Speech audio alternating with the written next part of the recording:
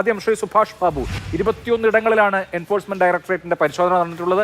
അതിൽ തന്ത്രിയുടെ വസതി ഇല്ല എന്നുള്ളത് പ്രത്യേകം ശ്രദ്ധേയവുമാണ്. എൻഫോഴ്സ്മെന്റ് ഡയറക്ടറേറ്റ് അന്വേഷിക്കുന്നത് PMLA prevention of money laundering act ചുമത്തിയിട്ടുള്ള സംഭവ വികാസങ്ങളാണല്ലോ. ഈ കേസിൽ EDയുടെ സ്കോപ്പ് എന്താണ്? EDക്ക് എന്താണ് കണ്ടെത്താനുള്ളത്? അല്ല, ഇതിനകത്ത് പ്രധാനമായിട്ടും അവരിപ്പോൾ കേസെടുത്തതിൻ്റെ അടിസ്ഥാനം തന്നെ പോലീസ് എടുത്ത കേസുണ്ട്. പോലീസ് എടുത്ത കേസിന് ശേഷം അതിൻ്റെ രേഖകളും FIR മറ്റ് രേഖകളും ഒക്കെ കോടതി മുഖാന്തരം നേരിട്ട് കൊടുക്കാതിരുന്നുകൊണ്ട് കോടതിയിൽ പോയി കോടതിയിൽ നിന്ന് അവർ അത് സമ്പാദിച്ചതിന് ശേഷം അവർ ബാഹ്യമായിട്ട് സ്വന്തം നിലവിലൊരു അന്വേഷണം നടത്തി. ആ അന്വേഷണത്തിൻ്റെ അടിസ്ഥാനത്തിലാണ് ഇപ്പോൾ ഈ റെയ്ഡൊക്കെ നടക്കുന്നത്. അത് നടക്കുന്നത് എന്താണെന്ന് പറഞ്ഞാൽ ഇതുമായിട്ട് ബന്ധപ്പെട്ട് വ്യവസായികൾ, അതായത് ഇപ്പം പ്രധാനമായിട്ട് 2 വ്യവസായികളും അതുപോലെ തന്നെ ഉണ്ണികൃഷ്ണൻ പോറ്റിയും പ്രധാനമായിട്ട് ഇതേമാതിരിയുള്ള അനധികൃതമായ കച്ചവടം ചെയ്ത് പണം രേഖാപരമല്ലാണ്ട്, അതായത് അക്കൗണ്ടന്റ് മണി അല്ലാത്ത രീതിയിൽ സ്വീകരിക്കുന്നതായിട്ടുള്ളത് വിവരം ഏകദേശം അവർക്ക് കിട്ടിയിട്ടുണ്ടാകുമെന്നാണ് നമ്മൾ മനസ്സിലാക്കേണ്ടത്. അപ്പോൾ അവരുടെ സ്രോതസ്സിനെ സംബന്ധിച്ചിട്ടും അവരത് എങ്ങനെയാണ് വിനിയോഗിച്ചതുള്ളതെന്നും അത് അക്കൗണ്ട് ചെയ്തിട്ടുണ്ടോ ഇല്ലയോ എന്നുള്ള രീതിയിലും ആണ് അവർ പ്രധാനമായിട്ട് അന്വേഷിക്കുന്നത്. അതിൻ്റെ ഭാഗമായിട്ട് ഈ പോലീസിൻ്റെ രേഖകളിലുള്ള ബാക്കിയുള്ള ആൾക്കാർ ആരൊക്കെയുണ്ടോ പ്രതികളായിട്ടുള്ള അതിലുള്ള ആളുകളുടെ കാര്യങ്ങളും ഇതിനോടൊപ്പം തന്നെ അന്വേഷിക്കും. കാരണം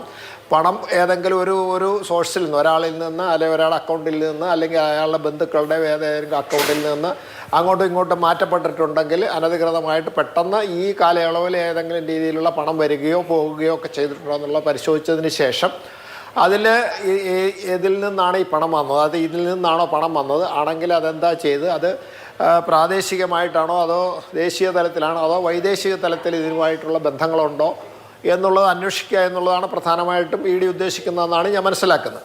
അപ്പോൾ അതിൻ്റെ പശ്ചാത്തലത്തിൽ റെയ്ഡ് നടക്കുന്നത് അവർ പെട്ടെന്ന് കേസിൽ മുന്നോട്ട് വരികയും വരുന്നു കഴിഞ്ഞ് ആകസ്മികമായിട്ട് മുന്നറിയിപ്പ് കൂടാതെ പെട്ടെന്ന് എല്ലാ സ്ഥലങ്ങളിലും അവരെ സംബന്ധിച്ചോളം ഇപ്പോൾ വിവരം കിട്ടിയ അത്രയും വ്യക്തികളുടെ അധീനതയിലോ അല്ലെ കൈകാര്യത്തിലുള്ള സ്ഥലങ്ങളിൽ ഒന്നായിട്ടൊരു റെയ്ഡ് നടത്തുന്നു. ആ റെയ്ഡ് നടത്തുമ്പോൾ എന്തായാലും എന്തെങ്കിലുമൊക്കെ രേഖകളൊക്കെ കിട്ടാനുള്ള സാധ്യത, അങ്ങനെയാണല്ലോ പോലീസ് അന്വേഷണം EDയുടെ ഏതിൻ്റെ അന്വേഷണമായാലും മുന്നോട്ട് കൊണ്ടുപോകുന്നത് അങ്ങനെയാണ്. അപ്പോൾ ആ രേഖകളിൽ നിന്ന് ആ രേഖകളുടെ അടിസ്ഥാനത്തിൽ ഈ അവരുടെ അക്കൗണ്ടുകളൊക്കെ പരിശോധിക്കുക, എല്ലാവരുടെയും അക്കൗണ്ടുകളും പരിശോധിച്ച് അത് താരതമ്യം ചെയ്യുക. താരതമ്യം ചെയ്യുമ്പോൾ മാത്രമേ ഇതിനകത്തിൽ ഏതെങ്കിലും രീതിയിലുള്ള അനധികൃതമായ പണമിടപാടുകൾ നടന്നിട്ടുണ്ടോ എന്ന് മനസ്സിലാവുള്ളൂ. അങ്ങനെ പണമിടപാട് നടന്നിട്ടുണ്ടെങ്കിൽ മുന്നോട്ട് പോയി അറസ്റ്റും അതിനുശേഷമുള്ള നടപടികളുണ്ടാകും. ഇതിൻ്റെ അനിവാര്യത എന്താണെന്ന് പറഞ്ഞു കഴിഞ്ഞാൽ, ഇത് ഇങ്ങനെയൊരു സംഭവം നടക്കുന്നു, അതിനെ സംബന്ധിച്ച് അതിന് വ്യാപകമായിട്ടുള്ള വിശ്വാസവും പ്രചാരണം എന്താണെന്ന് പറഞ്ഞാൽ ഇത് ഈ ചുരുങ്ങിയ കിലോ സ്വർണത്തിന് വേണ്ടി നടത്തപ്പെട്ടതാണെന്ന് മിക്കവാറും ആരും വിശ്വസിക്കുന്നില്ല. അത് സ്വാഭാവികമായിട്ടും എന്താണെന്ന് പറഞ്ഞാൽ ഇത് പുരാവസ്തു അല്ലെങ്കിൽ ദൈവിക വസ്തു എന്നുള്ള രീതിയിൽ വിദേശത്തേക്ക് കടത്തി വലിയ ഭീമമായ സംഖ്യ അനധികൃതമായിട്ട് സമ്പാദിച്ചിട്ടുണ്ടാകും എന്നുള്ളതാണ് ഇതിൻ്റെ അടിസ്ഥാനപരമായ ഈ വിവരം. ആ വിവരത്തിൻ്റെ അടിസ്ഥാനത്തിൽ അത് വിശ്വസനീയമാണോ അല്ലോ എന്നും, ആ വിശ്വസനീയമായിട്ടുണ്ടെങ്കിൽ അതിനകത്തുള്ള പണമിടപാടുകൾ എങ്ങനെ നടത്തി, ആര് നടത്തി, എവിടെ നിന്നൊക്കെ നടത്തി, അത് എങ്ങോട്ടൊക്കെ കൊണ്ടുപോയി, എവിടെയൊക്കെ അത് പമ്പ് ചെയ്ത് അല്ലെങ്കിൽ എവിടെയൊക്കെ അത് സ്റ്റോർ ചെയ്തു എന്നുള്ളതാണ് ഇതിനകത്തിൽ പ്രധാനമായിട്ടും അവർ ഉദ്ദേശിക്കുന്നത്. അതുകൊണ്ട് സ്വാഭാവികം എന്നതിനപ്പുറത്തേക്ക് ഇതിന് അസ്വാഭാവികതയൊന്നും കാണേണ്ട കാര്യമില്ല.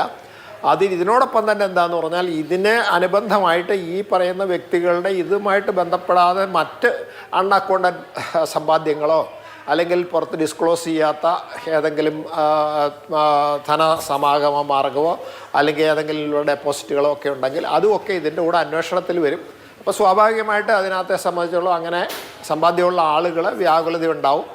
അവർ മറ്റാളുകൾക്കൊക്കെ ട്രാൻസാക്ട് ചെയ്തിട്ടുണ്ട്, ഏതെങ്കിലും ഇവരുടെ അക്കൗണ്ടിൽ നിന്ന് വേറെ ആർക്കും കൊടുത്തിട്ടുണ്ട്, അവരും ഈ അന്വേഷണ പരിധി വരും. അപ്പോൾ ഇതിൻ്റെ ഒരു നെറ്റ്വർക്ക് അല്ലെങ്കിൽ ഇതിൻ്റെ ഒരു എന്താ പറയുക, സാധാരണ നമ്മൾ ഇതിൻ്റെ ഒരു വെബ് വളരെ കുറപ്പം വിശാലമായി വരും. അത് പലരിലേക്കും പല സാഹചര്യത്തിലും ഇത് വേണമെന്ന് മാത്രമല്ല പല സാഹചര്യത്തിലും അന്വേഷണം പോകുക എന്നുള്ളതാണ് ഇതിനകത്തിലുള്ള പ്രത്യേകത. അത് നമുക്ക് താൽക്കാലികമായിട്ട് നമുക്ക് അതിനെപ്പറ്റി പരാതി പറയാൻ പറ്റില്ല, പക്ഷേ കാത്തിരുന്ന് അതിൻ്റെ സംഭവ വികാസങ്ങളെ നോക്കി മാത്രമേ ഒരു അഭിപ്രായം പറയാൻ പറ്റൂ.